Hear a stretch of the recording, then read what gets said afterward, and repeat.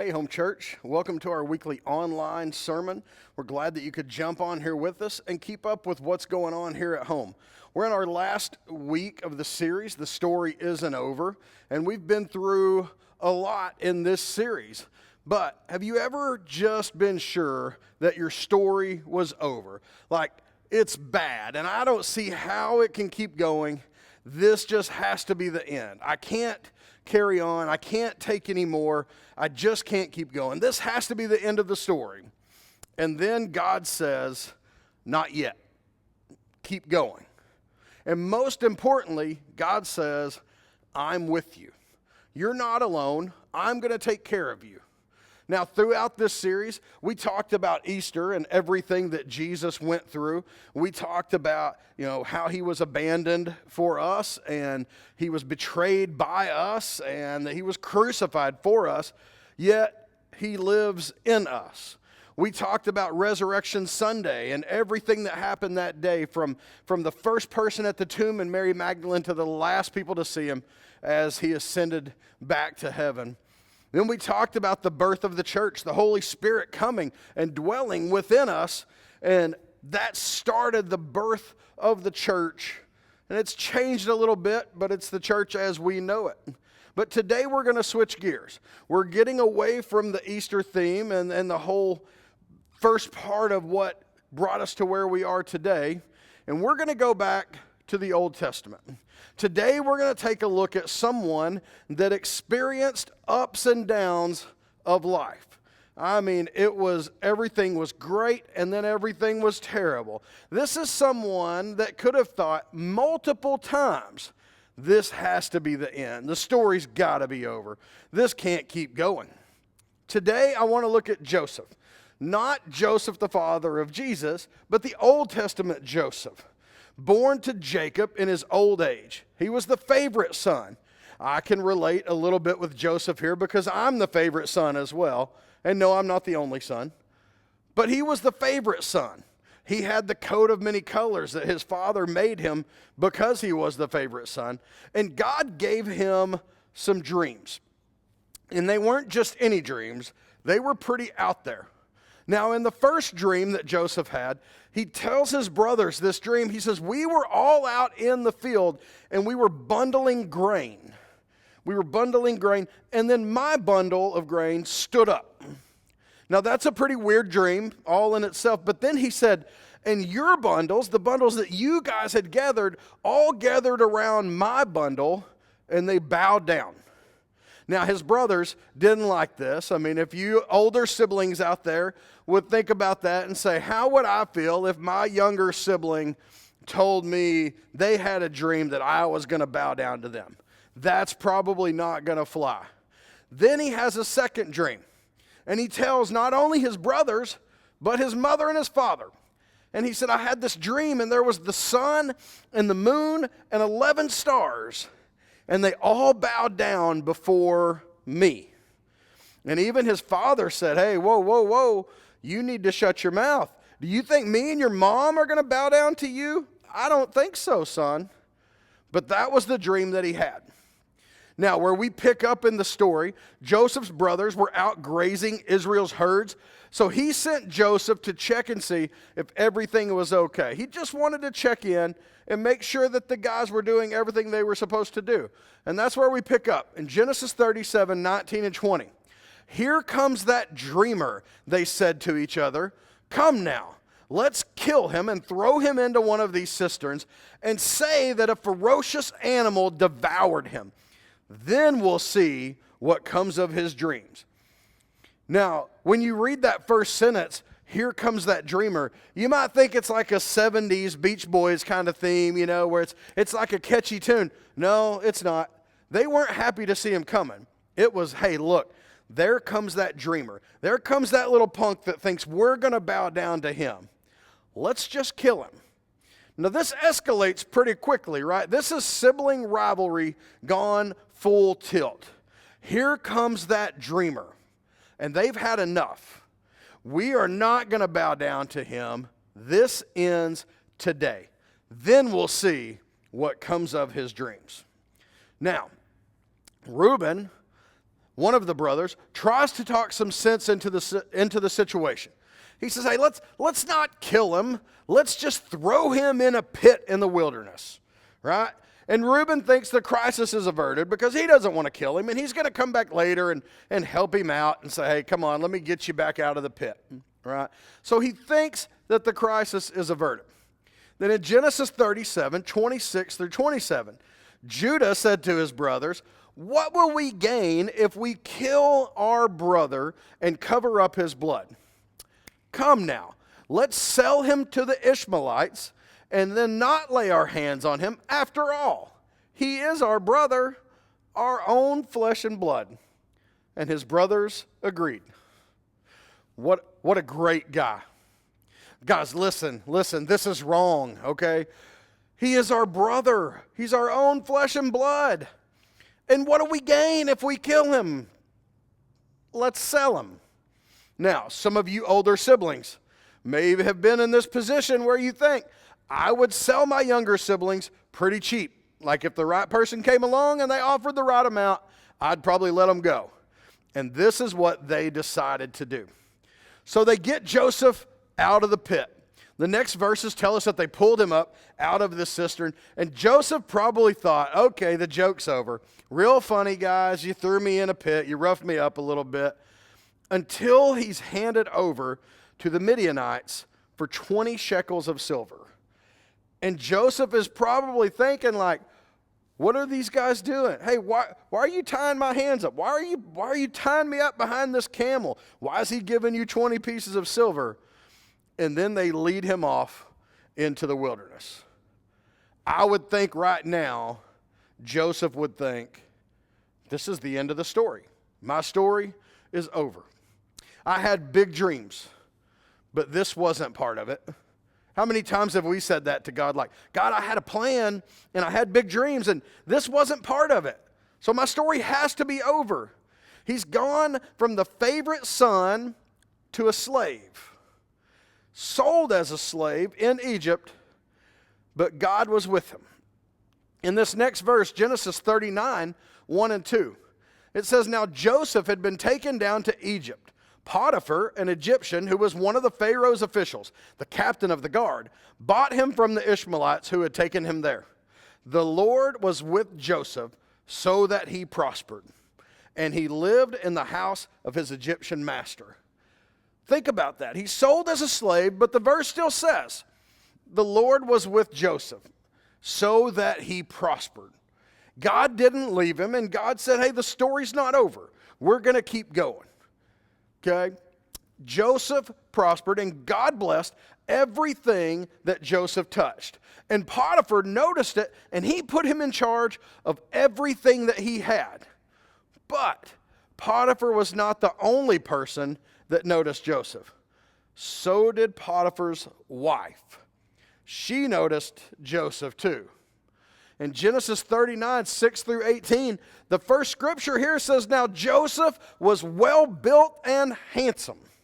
In today's terms, they might have said he was good looking, he was a hottie, whatever you want to say. Joseph was well built. He was muscular, okay? He was stacked, and he was handsome. And after a while, his master's wife took notice of Joseph and said, come to bed with me. Now, this is a pretty forward advance here. Like, she didn't like just hint around about it. She just comes right out and says, come to bed with me. But he refused. With me in charge, he told her, my master does not concern himself with anything in the house. Everything he owns, he is entrusted to my care. No one is greater in this house than I am. He's put me in charge of everything. My master has withheld nothing from me except you, because you are his wife.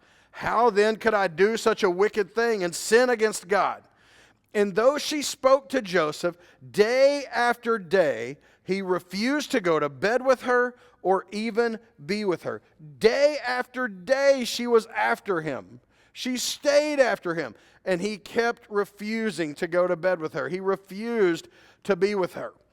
One day he went into the house to attend to his duties, and none of the household servants were inside. She caught him by his cloak and said, "Come to bed with me."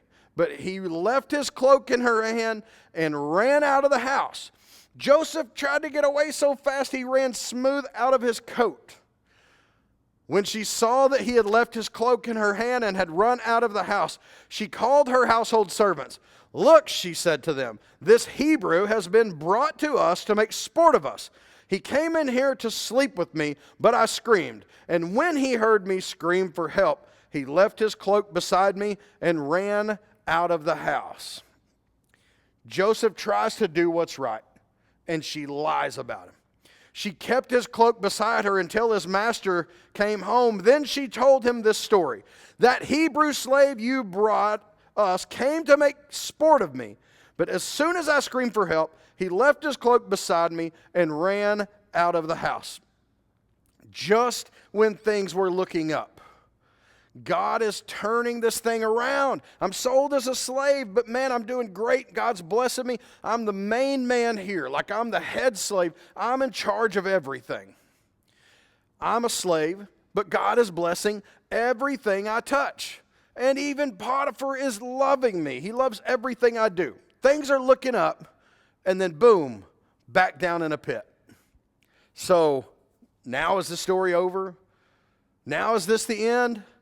Genesis 39, 19 and 20 said, "When his master heard the story his wife told him, saying, 'This is how your slave treated me,' he burned with anger, and Joseph's master took him and put him in prison, the place where the king's prisoners were confined." Man, this has got to be it, right? I mean, I'm thrown in a pit. My brothers are going to kill me. But hey, things are looking up. They pull me out. Things are looking up. Now I'm sold as a slave. But things start looking up again. I'm doing great in Potiphar's house. And now I'm thrown into prison. But just like when he was in the cistern, just like when he was in the pit, God was with him. It tells us that. In Genesis 39, 20 through 23, it says, "But while Joseph was there in prison, the Lord was with him. He showed him kindness and granted him favor in the eyes of the prison warden. So the warden put Joseph in charge of all those held in the prison, and he was made responsible for all that was done there. The warden paid no attention to anything under Joseph's care because the Lord was with Joseph and gave him success in whatever he did." Even in prison, God was with him. The Lord was with him. No matter where you find yourself today, the Lord is with you. He doesn't leave you on your own. He doesn't leave you to die. He promised us, "I will never leave you. I will never forsake you." The Lord is with you. So while in prison, Joseph meets the cupbearer and the baker, and they both have dreams, and Joseph tells them what the dreams mean. So in 40 and 14, he tells them, he says, "Listen, when it goes well, remember me." So the cupbearer says, "Here's my dream. There's this branch, and there's 3 vines, and I take the grapes. As soon as it blooms, they turn into grapes, and they're fully ripe. And I take them, and I squeeze them into the king's cup, and I take the cup, and I put the cup into the king's hand." And Joseph says, "Hey, listen, here's what this means. The 3 vines, that's 3 days. In 3 days, the king is going to lift up your head, and you are once again going to be the cupbearer, and you're going to place the king's cup in his hand." Now, the baker hears this, and he says, "Hey, man, this is great. This is great." He got a favorable report about his dream. "So, Joseph, let me tell you my dream, and you tell me what it means." And Joseph's like, "Okay, let's go." And he goes, I've got these 3 baskets full of baked goods on my head." He said, "But these birds keep coming and like eating out of the top basket. And so I don't know what that means." And Joseph said, "Well, the 3 baskets mean like it's 3 days. And in 3 days, the king is also going to lift up your head, but he's going to lift it off of your body, and he's going to impale your body on a pole. And the birds are going to eat your flesh." And the cupbearer's like, "Hold up, I don't know about this. That's not what I had planned. I mean, how come he gets 3 days and he's back in the king's good favor, but I get 3 days and I get killed?" And Joseph's like, "That's the dream, dude. That's what it means." Okay? In 3 days, the cupbearer is taken back and he's put back in position. the baker is killed, just like Joseph said. And so 40:14, Joseph says, hey, listen, cupbearer, when this goes well, remember me, because I don't deserve to be here. Okay, just remember me. But even though Joseph helped the cupbearer, it says that he forgot about Joseph. Isn't that nice? Joseph does so much for him, and he just forgets about him. Man, now's the story over? Because 2 years later, Pharaoh has a dream. He has a dream that 7 good cows come out of the water, and they're followed by 7 bad cows, and the 7 bad cows eat the 7 good cows. That's a crazy dream. Pharaoh goes back to sleep. He has another dream. There's 7 good heads of grain on one stalk. And then 7 bad heads of grain come up, and they eat the good grain, the good heads. And now the cupbearer remembers Joseph. And he goes and he says, hey, listen, Pharaoh, I'm reminded of my shortcomings. And I remember when you were angry with me and you put me in prison, I had a dream. And there was a guy in prison that told me what my dream meant, and it came true. So Pharaoh sends for him because his magicians, his sorcerers, his incantresses, nobody could tell him what the dream meant. And so he goes and he gets Joseph, and Joseph's like, okay, this is it. This is why the story wasn't over in the pit. This is why the story wasn't over in the prison. This is what God has been preparing me for. And he walks in before Pharaoh and he says, Pharaoh, this is your dream. Okay? He goes before Pharaoh, and in 41:15-16, Pharaoh says to Joseph, I had a dream and no one can interpret it, but I have heard it said of you that when you hear a dream, you can interpret it. And Joseph says, I cannot do it. Whoa, wait a minute.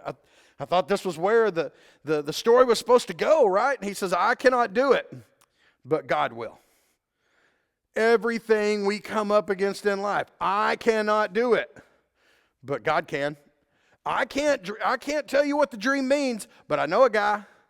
I can do nothing on my own. Jesus Christ said that himself. He said, I am the vine and you are the branches. If you will just stay connected in me, you abide in me, and I will abide in you. For without me, you can do nothing.